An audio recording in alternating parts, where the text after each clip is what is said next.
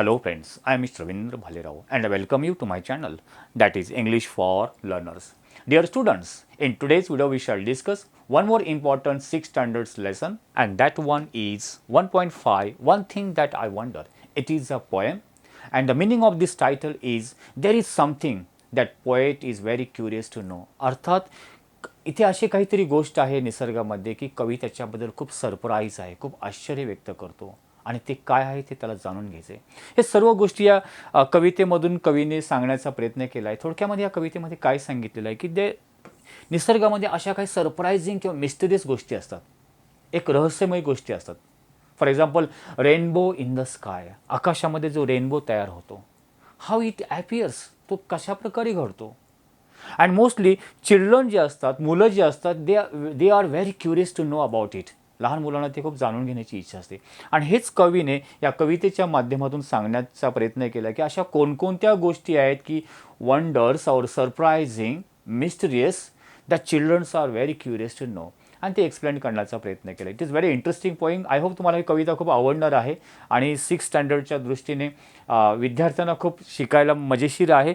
So you have to watch this from start to end. Let's go. तर आपण व्हिडिओला सुरुवात करूया.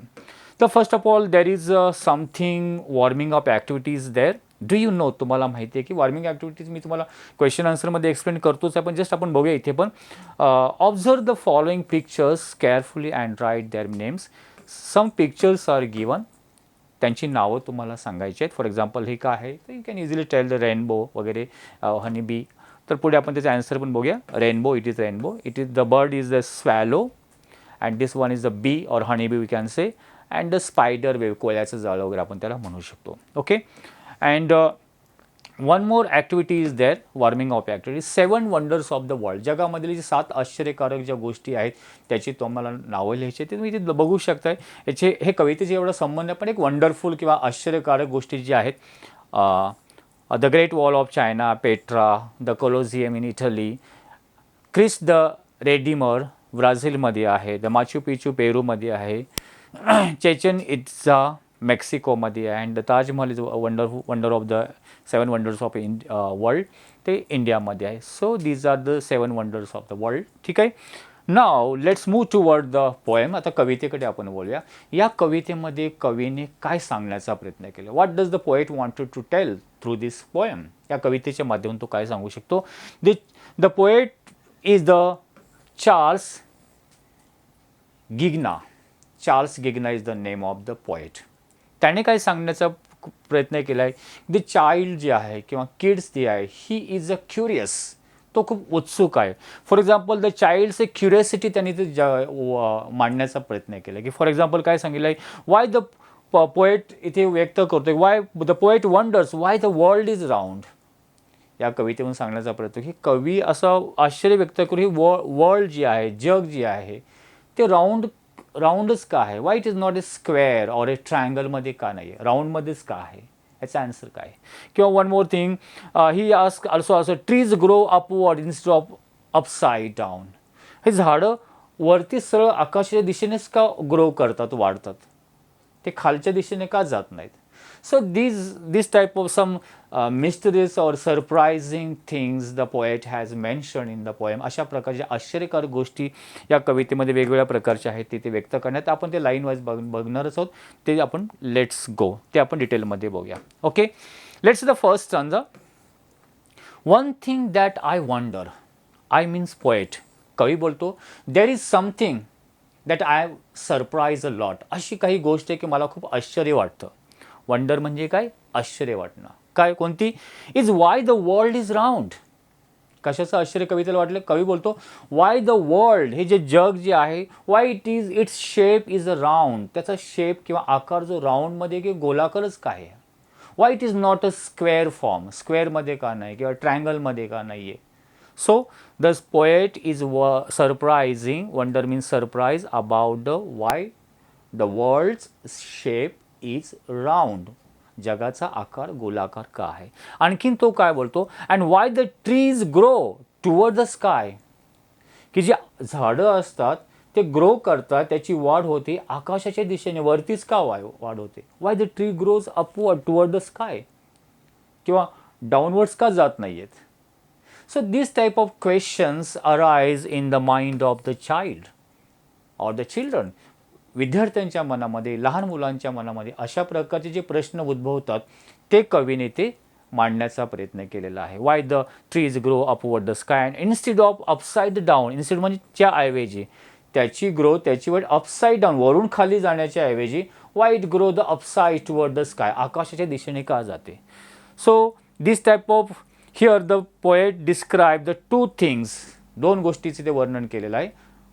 अबाउट द वर्ल्ड, जगाबद्दल, it's round shape, and about the trees growth, आणि झाडाच्या वाढीमुळे. Now let's see the next stanza. The next stanza is that one thing that I wonder, there is a something that poet is very surprise. अशी एक गोष्ट आहे की कवी खूप आश्चर्य व्यक्त करतो. He wanted to know something, आणि ते म्हणजे काय, is how it came to be, is how it came to be, why it is happen, हे का घडतंय. काय, that cats are quick to sit laps. जे मांजर असते ना, that cats quickly come to the lap of the human beings of the people. मांजरी जे असतात ना, पिल्लं आपण किंवा मांजर बोलतो, ते पटकन, ते खूप माणसाळलेले असतात, लोकांच्या मांडीवरती येऊन बसतात. क्विक, क्विक म्हणजे पटकन, to seat the laps of the people, लोकांच्या लॅप्स म्हणजे मांडीवरती बसतात. Because why, because we can understand that they feel comfort there, त्यांना आराम वाटतो. They feel affection, they feel warm, त्यांना उबदार वाटतं, आराम वाटतो, त्यांना ते प्रेम जाणवतो. That is why the cats sit on the laps of the people. मांजर जे आहे लोकांच्या मांडीवरती येऊन बसतात. असं का होतं की त्याच्या कम्पेअरमध्ये वाईल द वेल्स, वेल मासा जो आहे ना, वेल्स ज्याला आपण देवमासा बोलतो, sleeps in the sea, the whale lives its life in the ocean.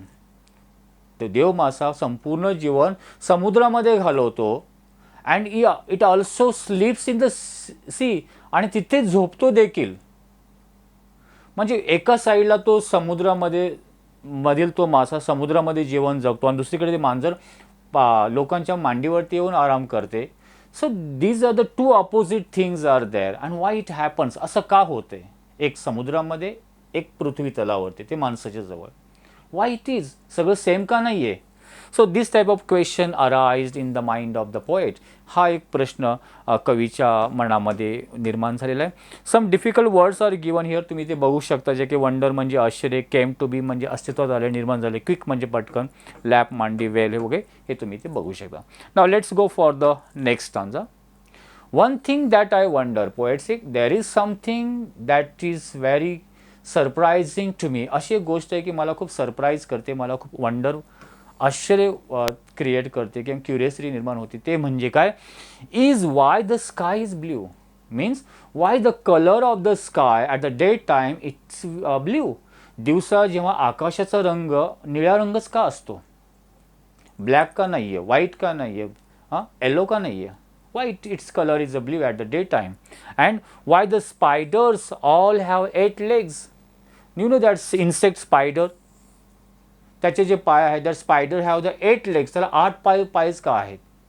And while the we have only 2, but people or human beings have 2 legs. माणसांना 2 पाय आहेत, आणि त्या स्पायडरला, कोळी जो आहे त्याला 8 पाय आहेत. असं का डिफरन्शिएट आहे.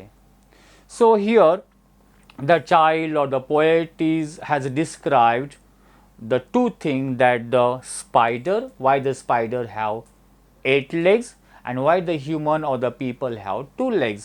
असंच का डिफरन्स का केलेला आहे, ह्याच्याबद्दल देखील curiosity and so poet wanted to know, तो जाणून घ्यायचा आहे. म्हणून तो खूप वंडर आहे, त्याला खूप आश्चर्य वाटतं की त्यांना 8 पाय आणि यांना 2 पाय वगैरे वगैरे. ठीक आहे, याचे डिफिकल्ट वर्ड दिलेले आहेत. Next stanza is there. One thing that I wonder, again the poet said that there is something that I am very curious to know. अशी एक गोष्ट आहे. One more question arise in the mind of the poet. व एक question आणखीन कवीच्या मनामध्ये निर्माण होतो, तो म्हणजे is how it came to be, why this happened, or why this happen, असं का घडलेलं आहे. ते म्हणजे that bunnies burrows underground. Bunnies जे असतात, bunnies means that rabbit, burrows means the hole, जे होल तयार करतो राहण्यासाठी घर, कुठे? अंडरग्राउंड म्हणजे जमिनीमध्ये. So rabbit makes it home under the ground, that is the burrows, and he lives there. म्हणजे जमिनीमध्ये होल तयार करून तो तिथे राहतो. आणि त्या कम्पेअरमध्ये वाईल तर birds live in the tree, आणि पक्षी कुठे राहतात? झाडावरती. वाय? असं का? Why the birds also lives in the burrows? Birds पण बरोजमध्ये जाऊन का राहत नाहीयेत? Why they do not live in the same home, same nest? असं का एकाच ठिकाणी का राहत नाहीयेत? So the birds make or build their nest on tree, झाडावरती ते आपलं घरटं तयार करतात. And the bunny or the rabbit makes its burrows in the underground.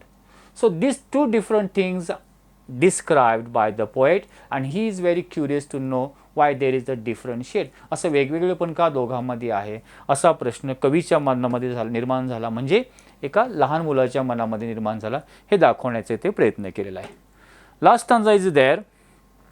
One thing that I wonder, आणखीन एक गोष्ट आहे ज्याचं कवीला सरप्राईज वाटतं की there is something, the question arise in the mind of the poet, and that is why we wonder. Why we wonder. आपलं असे आश्चर्य वाटतं की why the more questions are created. म्हणजे हे असं का, हे असं का, असं का, असे वेगवेगळे क्वेश्चन का तयार होतात? Why the different types of question arise म्हणजे निर्माण होतात when we see in the natural things. म्हणजे निसर्गामधील वेगवेगळ्या गोष्टी घडल्यानंतर आपण प्रश्न का निर्माण करतो? म्हणजे आपण त्याची एक सरप्राइझिंग का गोष्ट असते. About the wonders of the earth. कशाबद्दल मनामध्ये क्युरियोसिटी किंवा क्वेश्चनिंग तयार होते?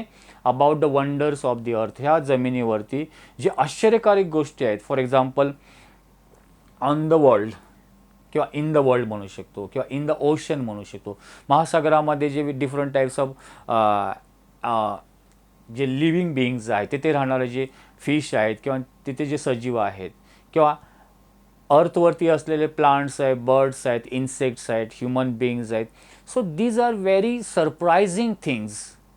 And after watching those things, ह्या सगळ्या गोष्टींना बघितल्यानंतर समुद्रामधील जे असते सजीव आहेत, किंवा पृथ्वी तलावरचे जे जीव आहेत, निसर्गामध्ये ह्या सगळ्या घटकाकडे बघितल्यानंतर आपल्यामध्ये वाय म्हणजे वाय वी बिकम सरप्राईज. मग आपल्या मनामध्ये क्वेश्चनिंग निर्माण होते. We want to know. Question का तयार होतो? की त्या क्वेश्चन तयार झाल्यानंतर आपल्याला ते जाणून घ्यायचं असते. वी वॉन्ट टू नो, जाणून घ्यायचं आहे की असं का आहे. Okay. About the wonders of the world that fills the sea and the sky. कुठे कुठे आहे, कशाबद्दल जाणून घ्यायचं आहे? We want to know, the poet want to know about the sea, म्हणजे समुद्रामधील जीवाबद्दल जाणून घ्यायचं आहे. अँड अबाउट द स्काय, आकाशामध्ये काय आहे, म्हणजे पृथ्वीच्या वरती काय आहे, पृथ्वी तलावरती काय. So many mysteries things are there. असे रहस्यमय गोष्टी आहेत. So every one want to know, every one is eager to know. प्रत्येकजण जाणून घेण्यासाठी उत्सुक आहे, ईगर आहे. सो अशा प्रकारे ही कविता एक लहान मुलाच्या दृष्टिकोन आहे. तुम्ही 6th स्टँडर्डमध्ये आहात, तुम्हाला देखील मनामध्ये वेगवेगळे प्रश्न पडतात की असंच का आहे. सो हे एक चार्ल्स गिग्ना यांनी हे सांगण्याचा प्रयत्न केलेला आहे. आय होप तुम्हाला हा व्हिडिओ निश्चितपणे आवडला असेल तर लाईक आणि शेअर करायला विसरू नका. आणि या व्हिडिओवरती जे क्वेश्चन आन्सर आहे ते नेक्स्ट व्हिडिओमध्ये तुम्हाला बघायला भेटेल. Wish you good day, take care, thank you very much.